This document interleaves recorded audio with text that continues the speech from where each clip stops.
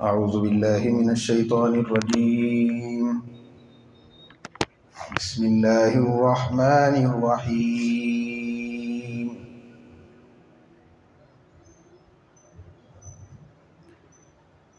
ألف لام ميم. ذلك الكتاب لا ريب فيه هدى للمتقين.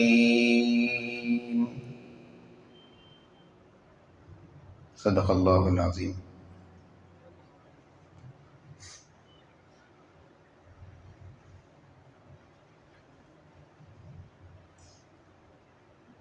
گزشتہ سبق میں سورہ بقرہ کے فضائل اور حروف مقطعات سے متعلق چند باتیں آپ حضرات کے سامنے بیان کی گئی تھی.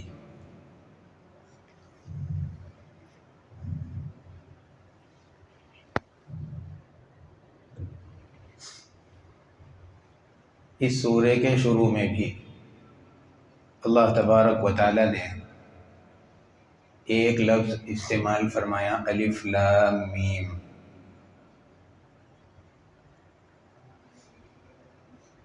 لفظ تو عربی ہے،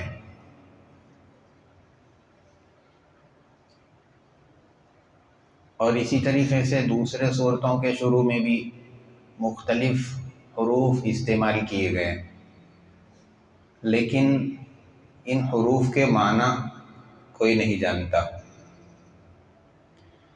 کتاب اللہ کا یہ ایک راز ہے جس کے معنی اللہ تعالیٰ نے نبی رحمت صلی اللہ علیہ وسلم کو بتائے ہیں.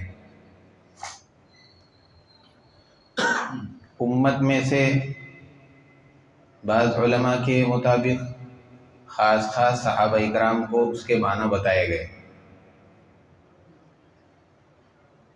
جن کو بتانا مناسب سمجھا گیا ان کو ان الفاظ کا علم دیا گیا، اور جن کے لیے مناسب نہیں تھا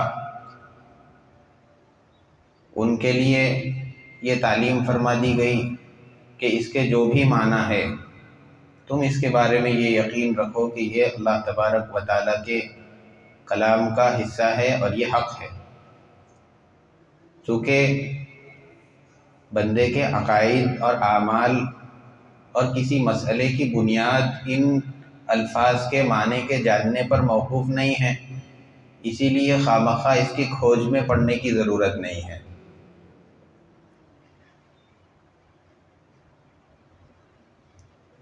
بہت سارے سوروں کے شروع میں ان الفاظ کو استعمال کیوں کرے؟ عرب حضرات فصیح اور بلیغ تھے، فصاحت اور بلاغت خوب اچھی طریقے سے جانتے تھے. روزمرہ استعمال ہونے والے حروف الف لام میم ہا میم قاف نون طا ہا، یہ سب روزمرہ کی زندگی میں عام بول چال کے اندر استعمال ہونے والے حروف ہیں. اللہ تبارک و تعالی قریش مکہ کو اور دوسرے جو فصیح اور بلیغ عرب تھے ان کو یہ بتلانا چاہتے تھے، بلکہ ایک بار نہیں بار بار اس بات کا ان کو احساس دلانا چاہتے تھے کہ یہ معمولی حروف جن کو تم روزانہ استعمال کر رہے ہو، تم اس کے معنی نہیں سمجھ سکتے، تم اس کے معنی کو جاننے پر بھی قادر نہیں ہیں، تمہارا علم اتنا زیادہ چھوٹا ہے اور محدود ہے. اللہ تعالیٰ ان کو بار بار احساس دلانے کے لیے مختلف سوروں کے شروع میں اس طرح کے الفاظ استعمال کرتے رہے. آگے والی آیت میں اللہ تعالیٰ نے فرمایا ذالک الکتاب، وہ کتاب. یہاں پر ابن عباس رضی اللہ تعالیٰ عنہ اس کی تفسیر میں فرماتے ہیں ذالک سے ھذا مراد ہے. ذالک کے معنی ہے وہ، اور ھذا کے معنی ہے یہ. الکتاب قرآن کریم مراد ہے. یہاں پر 3 اقوال ہے. ایک تو ذالک الکتاب سے وہ قرآن مراد ہے، جس کے نازل کرنے کا وعدہ اللہ کے نبی صلی اللہ علیہ وسلم سے کیا گیا تھا۔ دوسرا قول، اس آیت کے نازل ہونے سے پہلے قرآن کریم کا جو حصہ نازل ہو گیا تھا، ذالک سے قرآن کے اس حصے کی طرف اشارہ کیا گیا۔ اور تیسرا قول یہ ہے کہ قرآن کریم پورے کا پورا اس سے مراد ہے جس کا بعض حصہ اس آیت سے پہلے نازل ہو گیا تھا اور بعض حصہ اس کے بعد نازل ہونے والا تھا۔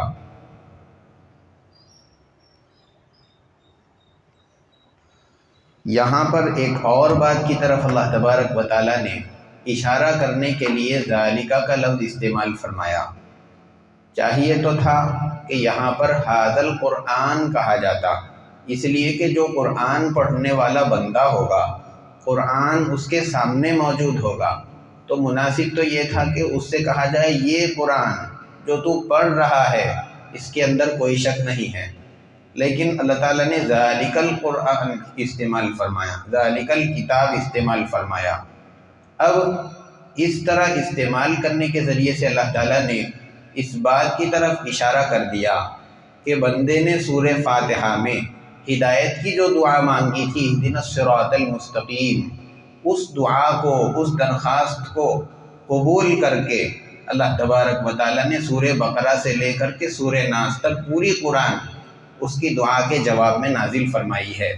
اس کی طرف اشارہ کرنے کے لیے بھی ذالکہ کا لفظ استعمال کیا گیا ہے، اور کبھی کبھی ذالکہ تعظیم کے لیے قرآن کریم کی بلندی اور اس کی عظمت کو بتانے کے لیے بھی یہاں پر ذالکہ کا لفظ استعمال کیا گیا ہے۔ آگے اللہ تبارک و تعالیٰ نے اس کتاب سے متعلق فرمایا لا ریب فیہ، یہ ایسی کتاب ہے کہ اس کی کسی بھی بات میں کوئی شک و شبہ نہیں ہے، شک و شبے سے یہ کتاب پاک ہے۔ انسان کی لکھی ہوئی کتاب، چاہے وہ کتنا ہی بڑا عالم ہو لکھنے والا، اس کا علم محدود ہوتا ہے، اور اس کی کتاب اس کے گمان کے مطابق ہوتی ہے، ذہنی خیالات کے مطابق لکھتا ہے۔ اسی لیے کسی بھی آدمی کی کتاب کے بارے میں یہ نہیں کہا جا سکتا کہ یہ 100% شک و شبے سے پاک ہے۔ لیکن قرآن کریم اللہ تبارک و تعالیٰ کا کلام اور اس کی کتاب ہے، اللہ تعالیٰ کا علم لامحدود ہے اور یقینی بھی ہے۔ اسی بنیاد پر قرآن کریم کے متعلق یہ بات کہی جا سکتی ہے کہ یہ ایسی کتاب ہے جس کی تعلیمات میں کسی طرح کی کوئی شک اور شبے کی گنجائش نہیں۔ آج دنیا کے اندر دیکھتے ہیں کہ ہزاروں لوگ، لاکھوں لوگ قرآن کریم کے اندر شک و شبے کرتے رہتے ہیں، اعتراضات بیان کرتے رہتے ہیں کہ یہ چیز ایسی ہے، وہ چیز ویسی ہے۔ یاد رکھنا چاہیے شک اور شبے کی دو صورتیں ہوتی ہے۔ ایک تو یہ کہ کلام کے اندر شک موجود ہے، غلطی ہو گئی، کلام کے اندر کوئی چیز غلط آ گئی، تو اب کلام کے اندر جب غلطی ہو جاتی ہے تو اس کی وجہ سے کلام شک اور شبے والا ہو جاتا ہے۔ دوسرا، کلام کے اندر تو شک و شبہ نہیں ہے، لیکن جو پڑھ کر کے سمجھنے والا ہے اس کے ذہن اور دماغ کے اندر غلطی ہو گئی، اس نے کچھ غلط سمجھ لیا جس کی وجہ سے کلام کے بارے میں اس کے ذہن اور دماغ کے اندر شک و شبہ ہو گیا، تو اس کے ذہن میں شک و شبہ پیدا ہونے کی وجہ سے کلام شک اور شبے والا نہیں ہوتا۔ تو اب لاکھوں لوگ، ہزاروں لوگ اپنی کج فہمی کی وجہ سے، کم فہمی کی وجہ سے کلام کے اندر، قرآن کے اندر شک و شبے اور اعتراضات بیان کرنے کے باوجود بھی قرآن کریم کے بارے میں یہ کہنا 100% صحیح ہے کہ یہ ایسا کلام ہے جس کی ہر بات شک و شبے سے پاک ہے، اس کے اندر کسی طرح کا کوئی نقص نہیں ہے اور کوئی کمی نہیں ہے۔ اس کی دو مثالوں سے اس کو سمجھا جا سکتا ہے۔ ایک یہ، آدمی کے گھر میں شہد ہوتا ہے، شہد کے اندر مٹھاس ہوتی ہے، ہر آدمی اس بات کو مانتا ہے، لیکن اگر کسی آدمی کو بخار ہو جائے، پھر اگر وہ شہد چکے تو پھر اس کو وہ میٹھا شہد بھی کڑوا معلوم ہوتا ہے۔ تو مٹھاس شہد کے اندر ہے، لیکن اس کے مزاج میں خرابی آ جانے کی وجہ سے اس کو وہ میٹھی چیز بھی کڑوی معلوم ہو رہی ہے۔ ایسے ہی کلام پاک کے اندر کوئی شک و شبہ نہیں ہے، اس آدمی کے دماغ کے اندر شک و شبہ پیدا ہو گیا، اس کے سمجھنے میں غلطی آ گئی، جس کی وجہ سے اس کو قرآن کریم کے اندر شک و شبہات نظر آ رہے ہیں۔ حالانکہ قرآن کریم شک اور شبہ سے پاک صاف کتاب ہے۔ ایسے ہی اگر کوئی آدمی بھینگا ہے، اس کو ایک چیز دو نظر آتے ہیں، تو وہ چیز تو ایک ہی ہے، لیکن اس کی نظر میں خرابی کی وجہ سے وہ ایک چیز اس کو دو نظر آ رہی ہے۔ اسی لیے یہ نہیں کہا جائے گا کہ یہ چیز دو ہے، بلکہ اس کی نظر کی کمی کی وجہ سے، اس کی نظر کی خرابی کی وجہ سے اس کو یہ چیز کے اندر خرابی نظر آ رہی ہے۔ ایسے ہی جو کم فہم ہے، کج فہم ہے، ان کے فہم میں خرابی کی وجہ سے، ان کے فہم میں غلطی کی وجہ سے ان لوگوں کو کلام پاک کے اندر غلطی اور شک و شبہ نظر آ رہا ہے۔ حالانکہ شک اور شبہ ان کے ذہن کے اندر ہے، ان کے دماغ میں ہے۔ کلام پاک شک اور شبہ سے پاک صاف کتاب ہے، اللہ کا کلام ہے۔ آگے اللہ تعالیٰ نے فرمایا ھدی للمتقین۔ ہدایت کسے کہتے ہیں؟ ہدایت دو طرح کی ہوتی ہے۔ کبھی کبھی قرآن کریم کے اندر ہدایت کا لفظ اللہ تعالیٰ کے ساتھ استعمال ہوتا ہے، اور کبھی انبیاء علیہ السلام کے ساتھ ہدایت کا لفظ استعمال کیا جاتا ہے۔ ہدایت جب اللہ تعالیٰ کے ساتھ استعمال ہوگی تو اس مقام پر اس کے معنی الگ رہیں گے۔ انبیاء علیہ السلام کے ساتھ جب ہدایت کے معنی استعمال ہوں گے تو اس کے معنی الگ ہوں گے۔ اس اعتبار سے ہدایت کے دو معنی بنتے ہیں۔ ایک تو پہلا معنی یہ ہے ایمان کو بندے کے دل میں جما دینا، پیوست کر دینا اور بٹھا دینا۔ یہ کام اللہ تبارک و تعالیٰ کے ساتھ خاص ہے۔ ایمان کو دل میں اتارنا یہ اللہ تبارک و تعالیٰ ہی کر سکتے ہیں، اللہ کے علاوہ دوسری کوئی ذات نہیں، یہاں تک کہ انبیاء بھی نہیں ہیں جو بندے کے دل کے اندر ایمان کو ڈال سکتے ہیں اور پیوست کر سکتے ہیں۔ یہ اللہ تبارک و تعالیٰ ہی کے ساتھ خاص ہے۔ جیسے کہ ابو طالب کا جب انتقال ہونے لگا، اللہ کے نبی صلی اللہ علیہ وسلم چاہتے تھے کہ کسی طریقے سے اپنے چچا کو کلمہ پڑھوائیں اور ان سے ایمان کا اقرار لے لیں، تاکہ اللہ کے بارگاہ کے اندر جب حاضر ہو تو اس کے متعلق شہادت دے، گواہی دے کر کے ان کے لیے جنت کا فیصلہ کرائے، لیکن کلمہ نہیں پڑھ سکے اور اسی طریقے سے دنیا سے چلے گئے۔ اللہ کے نبی صلی اللہ علیہ وسلم اس کی وجہ سے بہت زیادہ غمزدہ ہوئے۔ اللہ تبارک و تعالیٰ نے اللہ کے نبی صلی اللہ علیہ وسلم کے پاس وحی اتاری، اِنَّکَ لَا تَهْدِی مَنْ أَحْبَبْتَ، اے نبی جی آپ جس کو چاہتے ہیں ہدایت نہیں دے سکتے، آپ جس کو چاہتے ہیں راہ راست پہ نہیں لا سکتے، وَلَٰكِنَّ اللَّهَ يَهْدِی مَن يَشَاءُ، اللہ تعالیٰ جسے چاہتے ہیں، جس کے لیے ہدایت چاہتے ہیں اس کو ہدایت دیتے ہیں۔ پتہ چلا کہ دل کے اندر ایمان کا پیوست کر دینا، جمع دینا، یہ اللہ تبارک و تعالیٰ کی خصوصیت ہے۔ اس کے علاوہ دوسری کوئی ذات نہیں ہے جو ایمان کو، ہدایت کو دل میں اتار سکے۔ اور انسان کا دل اللہ تبارک و تعالیٰ کے قبضے میں ہوتا ہے، اس کی دو انگلیوں کے درمیان ہوتا ہے، بین اصبعی الرحمن یقلبها کیف یشاء۔ اللہ تعالیٰ جیسے چاہتے ہیں اس کو پلٹ دیتے ہیں، چاہتے ہیں تو ہدایت کی طرف پھیرتے ہیں، چاہتے ہیں تو گمراہی کی طرف پھیرتے ہیں۔ اسی لیے دعاؤں کے اندر یہ بات سکھائی گئی، ربنا لا تزغ قلوبنا بعد اذ ہدیتنا، اے اللہ جب میرے دل کے اندر آپ نے ہدایت کو ڈال دیا، مجھے ہدایت والے راستے پر چلا دیا، میرے دل کو سیدھا راستہ بتایا، بعد لا تزغ قلوبنا، اب ہدایت والے راستے پر لا لینے کے بعد پھر مجھے گمراہی کی طرف مت پھیریے، میرے دل کو غلط راستے کی طرف مت پلٹا دیجیے۔ یہ تعلیم امت کو دی گئی کہ دعائیں مانگتے رہو، جب ہدایت والا راستہ مل گیا اس پر استقامت اور دوسرے غلط راستے پر چلے جانے سے اللہ تعالیٰ سے پناہ مانگتے رہو۔ پتہ چلا کہ جو پہلی ہدایت ہے دل کے اندر ایمان کا جمع دینا، پیوست کر دینا، یہ اللہ تبارک و تعالیٰ کے ساتھ خاص ہے۔ دوسری ہدایت کے دوسرے معنی جو انبیاء علیہ السلام اور امت کے اندر پائے جانے والے جتنے لوگ ہیں جو اللہ کی طرف بلاتے ہیں، یہ سب کے ساتھ عام ہے۔ ان کا کام کیا ہے؟ حق کی طرف رہنمائی کرنا، حق کا راستہ بتانا۔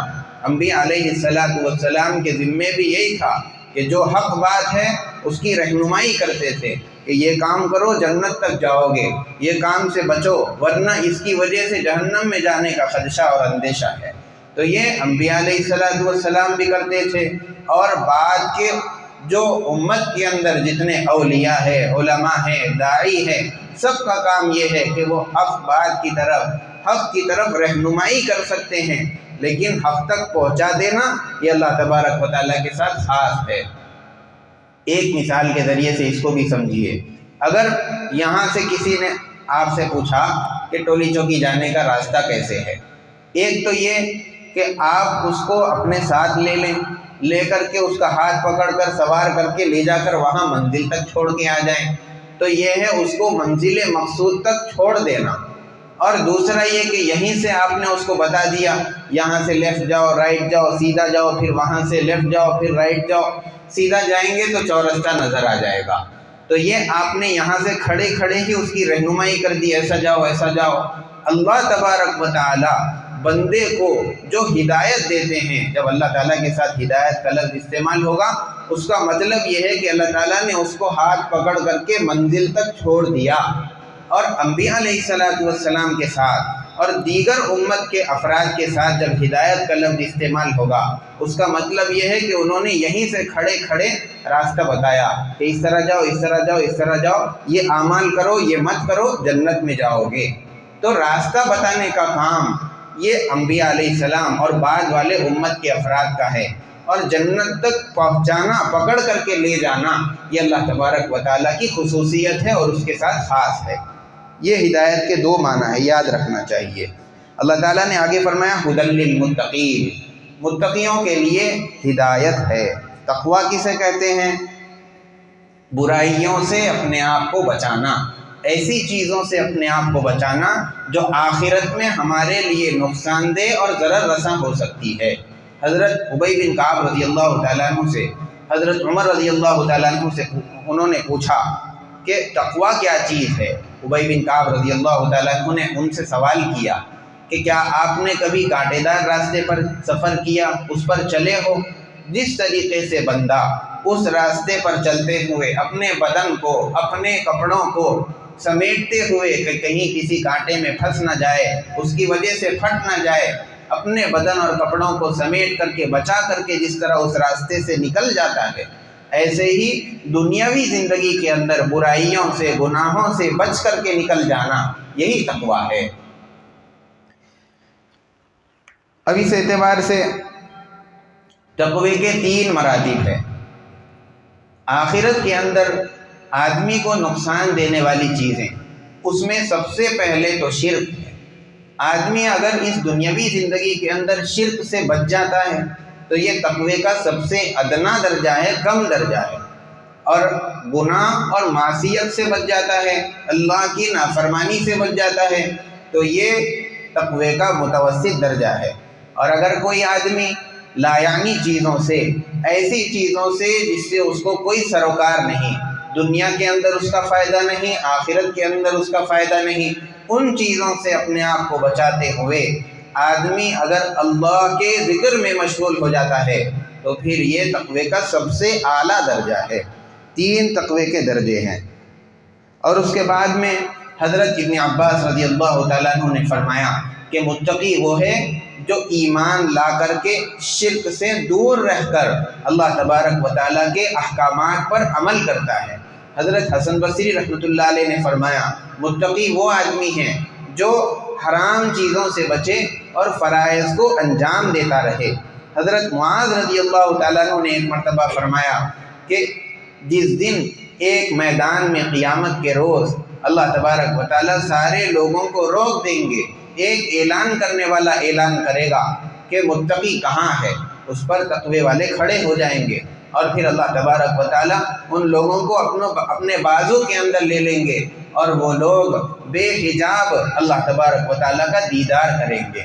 حضرت عفیف نے پوچھا کہ متقی کون ہے؟ اس پر انہوں نے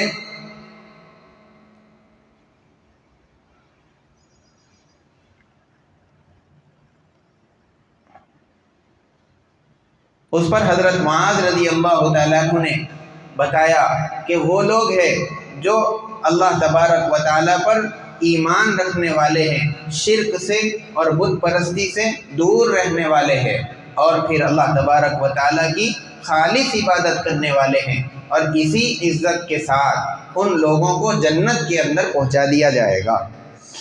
یہاں پر اللہ تبارک و تعالیٰ نے فرمایا ھدی للمتقین، یہ ایسی کتاب ہے جس میں کوئی شک نہیں ہے، متقیوں کے لیے ہدایت ہے۔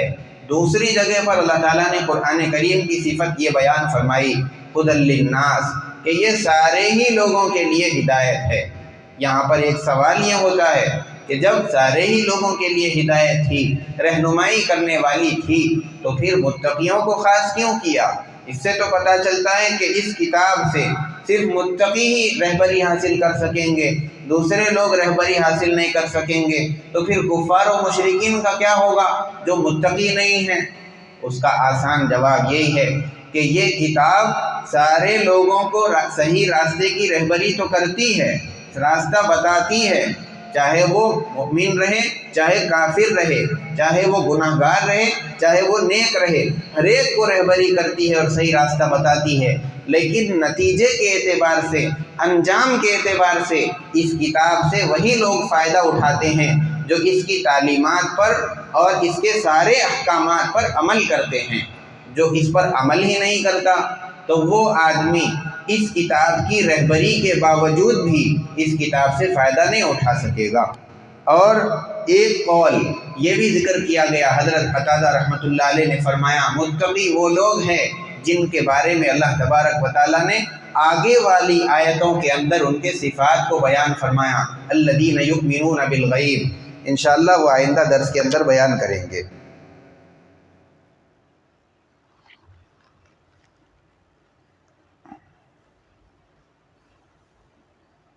آئندہ درس انشاءاللہ 25 سپٹمبر کو ہوگا۔